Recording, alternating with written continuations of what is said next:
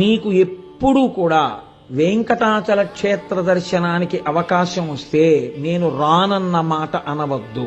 రానంటారేమో అన్న అనుమానం ఉంటే వెంకటాచలం రమ్మని అడగవద్దు.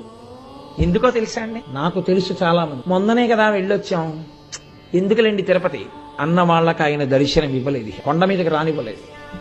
సేవ టిక్కెట్టు చేతిలో ఉన్న అహంకారానికి పోయిన వాళ్ళకి సేవ లేకుండా చేసి పంపించిన సందర్భాలు 1 కాదు 2 కాదు.